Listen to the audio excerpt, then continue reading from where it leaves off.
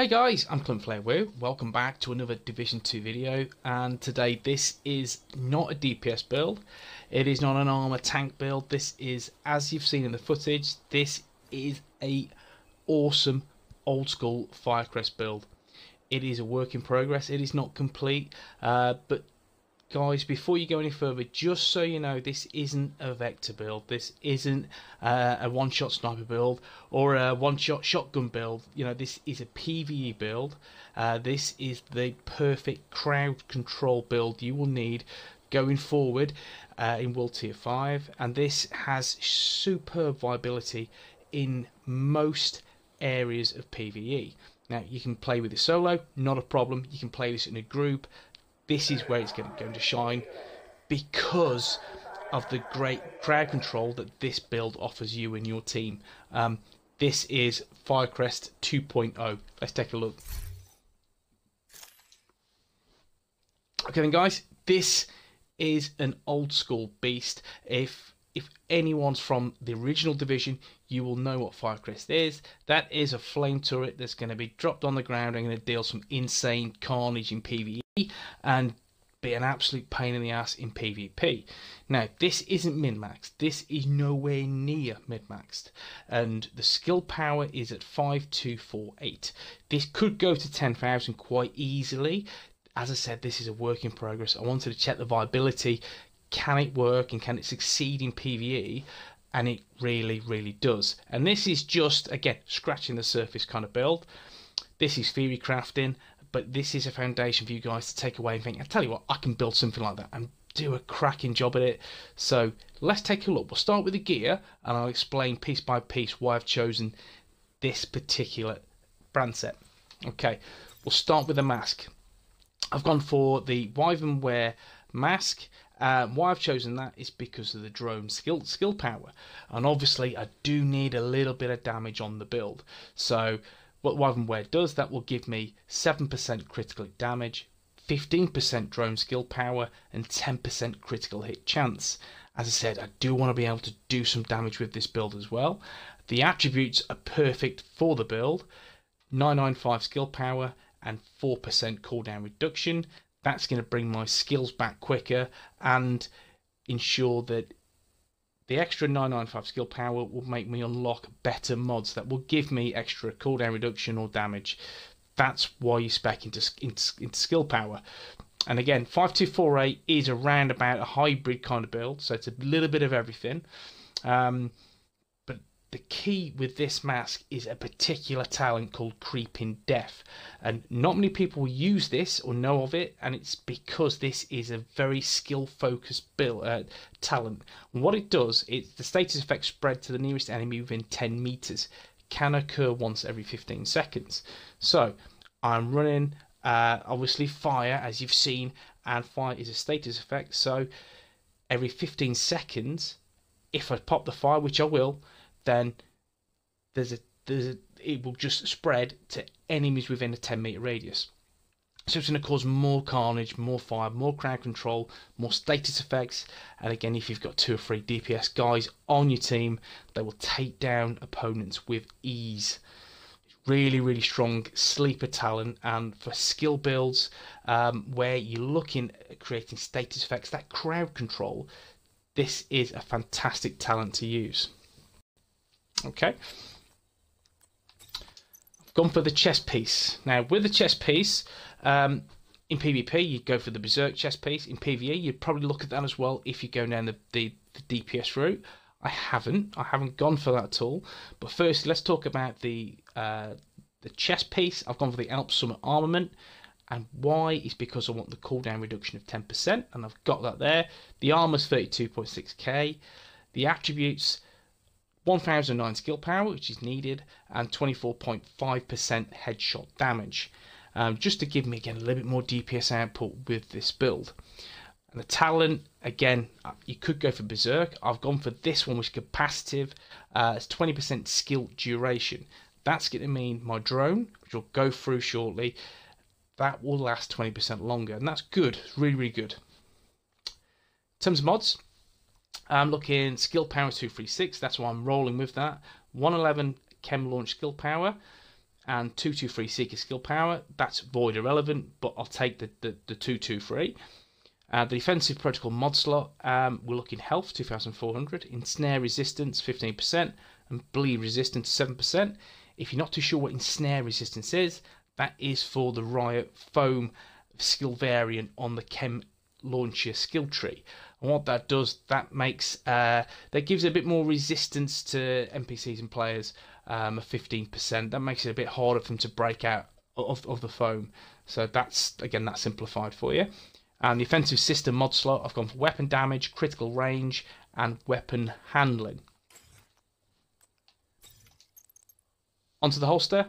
Again, as it's the second piece of the Wyvern Wear brand set, it's critical hit damage, drone skill power, critical hit chance. But it's the attributes for me, again, why I've picked this particular holster. It's cooldown reduction of 12% and skill power of 569. Now the mods I'm using with 253 skill power, 3% burn damage. Again, always look out for these type of mods because they're essential. Make sure you pick them up and save them. 1% increased shock duration.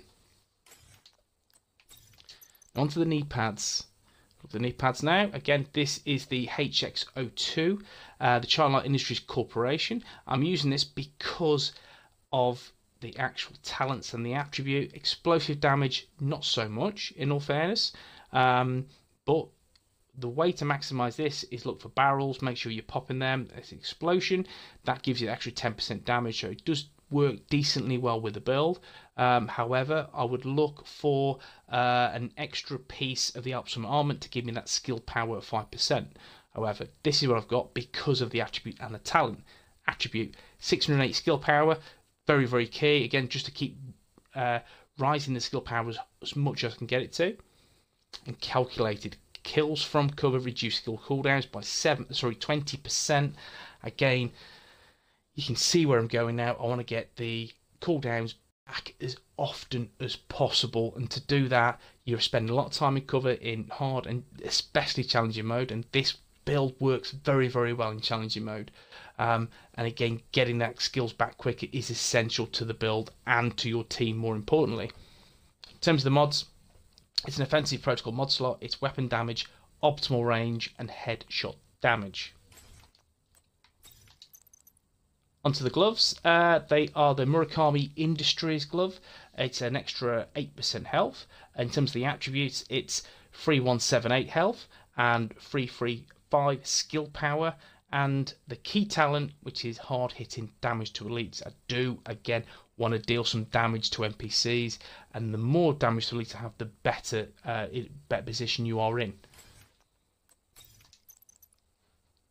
Now finally, this is the backpack. It is the third piece of the Wyvern Wear I'm wearing. Again, that's critical hit damage, drone skill power, and critical hit chance. And this is a decent backpack. You've got cooldown reduction, which is good. I need to stack as much cooldown reduction as possible. Critical hit chance, again, for a little bit of damage with the AR I'm rolling with, and skill power of 810. The major attribute is on the ropes. Weapon damage is increased by 25%, while all skills are on cooldown or reach 0 charges. So again, I'll be dealing more damage while I'm waiting for my drone to come back. It's a cooldown of 50 seconds, and again, in terms of the the flame turret, it's not the flame turret, the chem skill, that is back in no time. So you're looking, I've got about 50 seconds with the drone. In terms of the actual chem skill, that is back, and you're looking, it's every 10 seconds. So it's in a good place. But it does work. I get the extra 25% from time to time. It's a good little skill to have on the build. Hard hitting, which again, key in PvE. And the utility system mod, more skill power, and 1.94% of XP weak point kills. Now we'll go to the weapons. The first weapon of choice, again, it is the best they are in the game. I've tested everything, and if you like a really high RPM, go for the CTAR, fantastic weapon. If you like low RPM, the SOCOM MK16, that is your best option. However, if you want a mix mash of everything, or something that's just lethal at every kind of distance or speed or rate of fire, this is the weapon to go for, the military P416.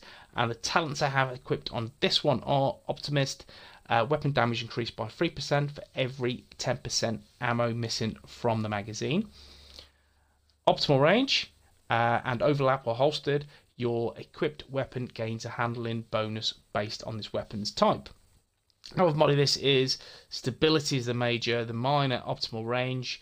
On the optics rail, the magazine, I'm getting an extra 30 rounds. I feel the rounds are more beneficial than any other stat in your magazine, and it comes with 30's base.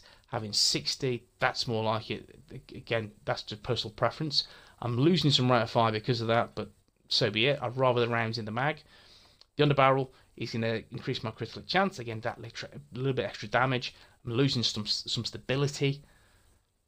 And optimum range by 20%, and then I'm losing 10% stability. My stability is there or thereabouts. I'm in a good place, but my optimal range, I'm losing about 10%, which is what it is. But I'm gaining 15 here, so I'm in a position where I'm gaining about 5%, if I'm doing the maths correctly. Okay. In terms of my secondary, it is the Tommy gun. Why am I rolling with the Tommy gun? Yeah. It's one of those things. I'm not getting much damage from this weapon. However, why I'm rolling with it is this. Vindictive. Killing an enemy with a status effect applied grants all group members within 15 meters plus critical hit chance for 10 seconds. As I said at the start of the video, crowd control, team build. Now, you won't be dealing as much damage as you want to, but you do want to deal at least some damage at all, so you can hold your own in harder content. And with Vindictive, this buffs your team insanely well. An extra 20% critical chance is a huge amount for 10 seconds. And again, if you're going to roll with 1 or 2 and even 3 DPS guys in your team, they're going to hit very hard for 10 seconds. So this is something, again, synergizes very, very well in a group. This is perfect. Solo, I wouldn't use this particular talent because there's no point. However, in a group, you're in a good place. Jazz Hands, again 10% reload speed and protected deploy. While equipped, this weapon grants plus 10% bonus armor while deploying a skill. You will have your drone out, you will have your again your flames here, there and everywhere, so you're in a position where you will get that 10% bonus armor pretty much most of the time. So this is quite a handy weapon talent to have equipped, especially in a skill build. Give you a little bit of extra survivability, which is always key. Now look at the skills. We'll start with the drone. Now, as a cooldown of 99 seconds, and again, you may or may not know this, is when your drone or when your chosen skill is ready to be dropped, make sure you hold the left bumper, which is the deploy. You hold that bumper for around about 3 or 4 seconds. It will again dismantle that chosen skill. So, for example, the cooldown is set at 99 seconds. If I dismantle this skill about 10 seconds before it's about to be obviously broken down, and then the cooldown will begin at 99 seconds, the cooldown starts at 50 seconds, so it's half the time, which is insane. So my advice to anyone and everyone, if you're going to roll with the drone, especially the drone, the best way to utilize that particular skill is make sure 10 seconds before it's about to pop is hold your left bumper, dismantle it. It will halve the cooldown. So 99 seconds will go to 50, which is perfect. The duration on this bad boy is 272 seconds. It lasts a long time. The healing is 10,107. I could have more quite easily. However, I've gone for the cooldowns. I'd rather the cooldown personally. And in terms of mods I have equipped, I have a little bit of health of 19%, a duration of 31%, and the cooldown of 9%. And as I start to push more into skill power, more skill mods will be available to make this particular skill variant very, very strong.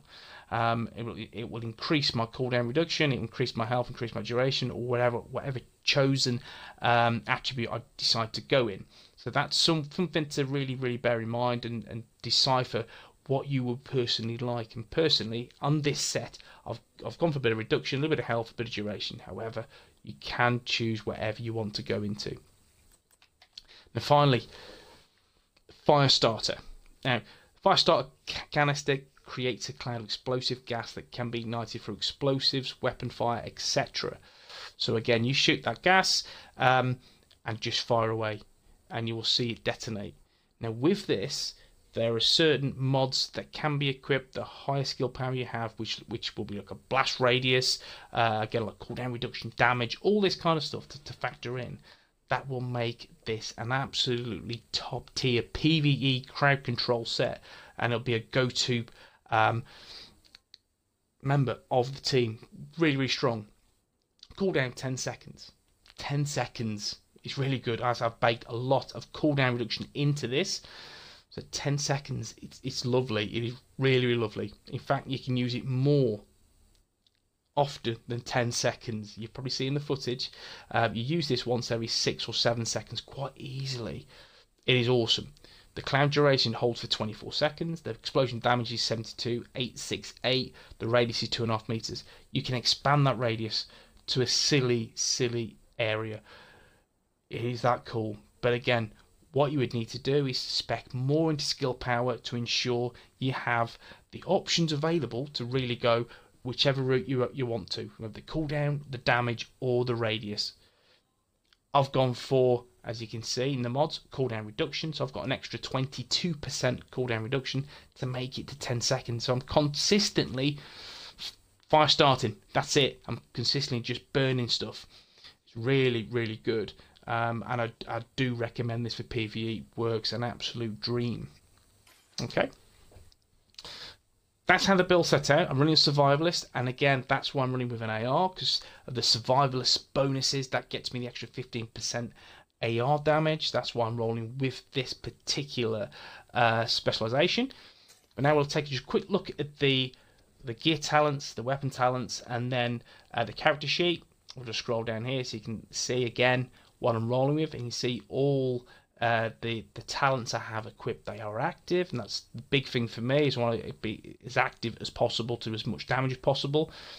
Weapon damage 11,688, critical chance 24.5, critical damage 32, which is a bit on the low side, but again, this is more of a hybrid than anything else. Crowd control, that's what we're looking at. Headshot damage 81%, so the key is try and go for the headshots you will hit very, very hard.